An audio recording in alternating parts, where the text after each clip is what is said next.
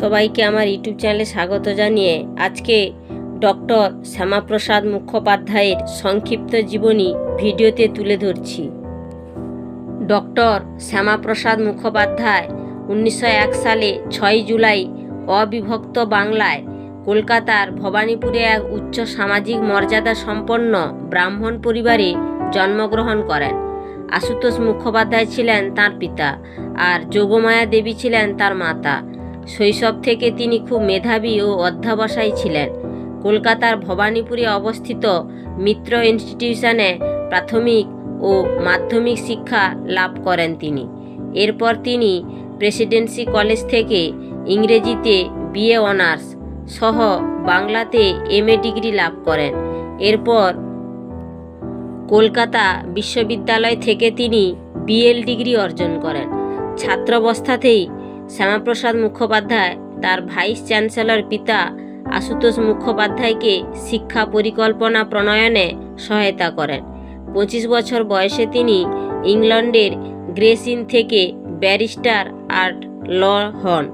1929 সালে 28 বছর বয়সে শ্যামাপ্রসাদ মুখোপাধ্যায় ভারতীয় জাতীয় কংগ্রেসের সদস্য হিসেবে বঙ্গীয় আইন পরিষদের সদস্য নির্বাচিত হন। পরবর্তীকালে কংগ্রেসের সাথে মতবিরোধ হওয়ায় তিনি পদত্যাগ করেন এই পদ।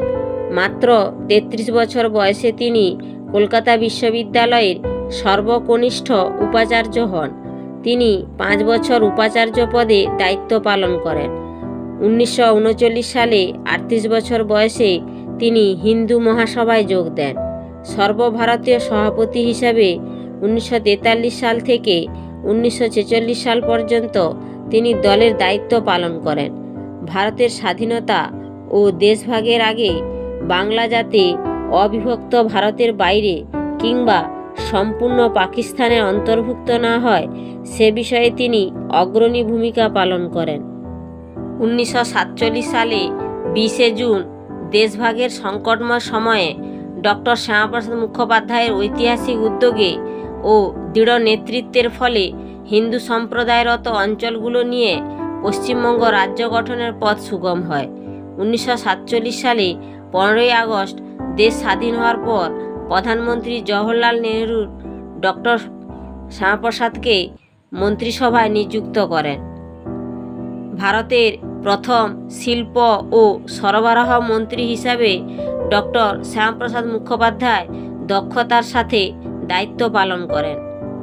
পরবর্তীকালে কুখ্যাত নেহেরু লিয়াকত চুক্তির বিরোধিতা করে তিনি নেহেরুর মন্ত্রিসভা থেকে পদত্যাগ করেন। এরপর তিনি মনে করেন দেশ সবার আগে, ব্যক্তিস্বার্থ পরে, তাই তিনি দেশের ঐক্য ও অখণ্ডতা রক্ষার বদ্ধপরিকর হলেন। তিনি আরএসএস অর্থাৎ রাষ্ট্রীয় স্বয়ংসেবক সংঘের সহায়তায় 1951 সালে ভারতীয় জনতা পার্টির পূর্বসূরি দল ভারতীয় জনসংঘ দল প্রতিষ্ঠা করেন ও সেই দলের তিনি সভাপতি হন। 1953 সালে ভয়াবহ দুর্ভিক্ষের সময় অসহায় মানুষের পাশে তিনি দাঁড়িয়েছিলেন।